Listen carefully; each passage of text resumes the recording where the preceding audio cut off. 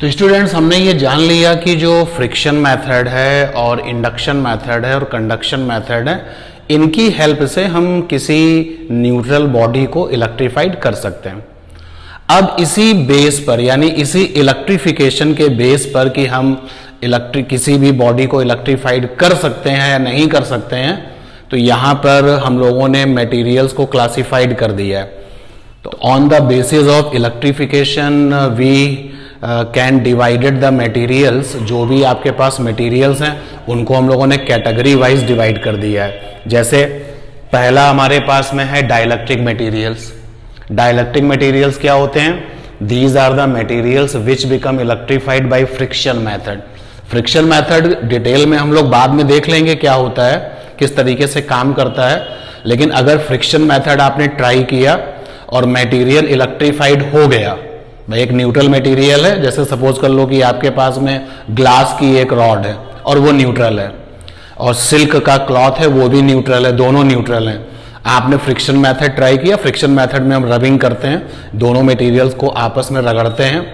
तो friction method हमने try किया और ट्राई करने के बाद में पता चला कि दोनों के दोनों मटेरियल्स इलेक्ट्रीफाइड हो गए। तो फ्रिक्शन मेथड से जो इलेक्ट्रीफाइड हो जाते हैं मटेरियल्स, उनको कहते हैं डाइलेक्ट्रिक मटेरियल्स।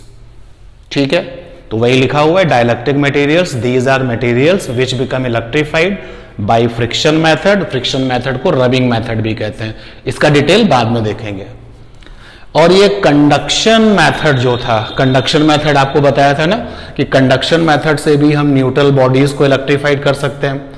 तो कोई न्यूट्रल बॉडी हमारे पास में थी, हमने कंडक्शन मेथड ट्राई किया और कंडक्शन मेथड ट्राई करने से वो मटेरियल इलेक्ट्रीफाइड हो गया, तो हम उनको कंडक्टिंग मटेरियल्स कहते हैं या फिर हम उनको कंडक्टर्स कहते हैं। तो अगर कंडक्टर्स बताना है तो ये कंडक्टर्स की डेफिनेशन लिखी हुई है। जो मेटल्स होते हैं वो कंडक्टिंग मटेरियल्स में आते हैं। Clear students? यहां पर एक बहुत इंपॉर्टेंट बात और है, आपकी जो एनसीईआरटी है, एनसीईआरटी में ये जो डाइलेक्ट्रिक मटेरियल्स हैं इनको नॉन कंडक्टिंग मटेरियल्स भी कहा गया है। तो अगर आप इस यूनिट की स्टडी करते हैं और कहीं पर ये नॉन कंडक्टिंग मटेरियल्स लिखा हुआ है तो परेशान मत होइएगा। नॉन कंडक्टिंग मटेरियल्स का मतलब हो गया कि वो डाइलेक्ट्रिक मटेरियल्स हैं, डाइलेक्ट्रिक मटेरियल्स, और ये कंडक्टिंग मटेरियल्स। ये क्लियर हो गया।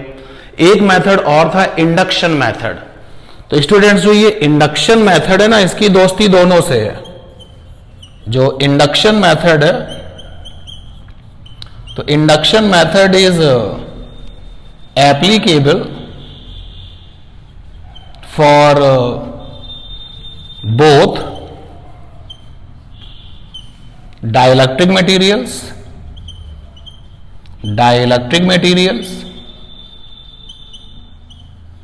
एंड कंडक्टर्स या कंडक्टिंग मटेरियल्स। तो इंडक्शन मेथड की दोस्ती दोनों से है। डाइलेक्ट्रिक मटेरियल्स के साथ भी इंडक्शन मेथड काम करता है और आपका जो कंडक्टिंग मटेरियल है उसके साथ भी काम करता है। लेकिन जो इंडक्शन मेथड है वो अच्छे से, बहुत बेहतर तरीके से रिस्पॉन्स करता है कंडक्टिंग मटेरियल के साथ, यानी कंडक्टर्स के साथ। तो इसी इलेक्ट्रिफिकेशन पर बेस होकर के हमने मटेरियल को कैटेगराइज किया। जो रबिंग मेथड से, फ्रिक्शन मेथड से इलेक्ट्रीफाइड हो जा रहे थे, उनको हमने कहा कि वो चले जाएंगे, डाइलेक्ट्रिक मटेरियल्स फैमिली के मेंबर बन जाएंगे।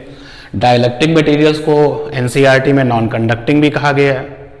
जो कंडक्शन मेथड से इलेक्ट्रीफाइड हो जाएंगे उनको हम लोग कंडक्टर्स कह देंगे। और इंडक्शन मेथड की दोस्ती दोनों से थी। अब यहां पर एक पॉइंट और बनता है कि ऐसे मटेरियल जो इलेक्ट्रीफाइड नहीं हो रहे हैं, हम उनमें फ्रिक्शन मेथड वाला मेथड भी ट्राई कर रहे हैं। फ्रिक्शन मेथड ट्राई किया, इलेक्ट्रीफाइड नहीं हुआ। कंडक्शन मेथड ट्राई किया, इलेक्ट्रीफाइड नहीं हुआ। इंडक्शन मेथड ट्राई किया, इलेक्ट्रीफाइड नहीं हुआ।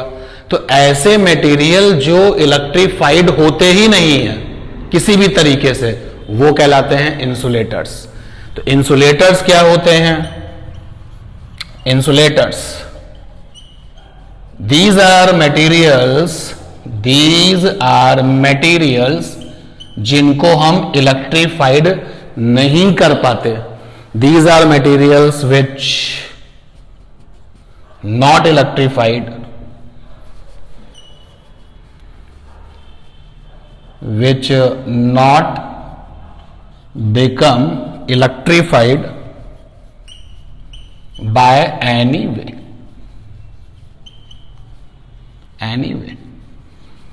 तो इलेक्ट्रिफिकेशन के ऊपर बेस होकर के हम लोगों ने मटेरियल्स को 3 कैटेगरी में डिवाइड कर लिया. पहला dielectric materials also called non conducting materials, second one conductors and third one insulators. Clear ये बात? तो इसको लेकर के गलती मत करना. और ये बहुत इंपॉर्टेंट आपका ये जो इलेक्ट्रोस्टैटिक्स में जो ये फर्स्ट इलेक्ट्रिक चार्ज है ना, this is very very important for your theoretical problems. ये ऐसी प्रॉब्लम्स है जिनका आंसर टू द पॉइंट पता होता है, then we feel comfortable in exam. Otherwise ये क्वेश्चन बहुत ही ट्विस्टिंग होते हैं. तो क्लियर किया होगा आई होप आपने इसको. ओके चलिए मिलते हैं नेक्स्ट क्लास में.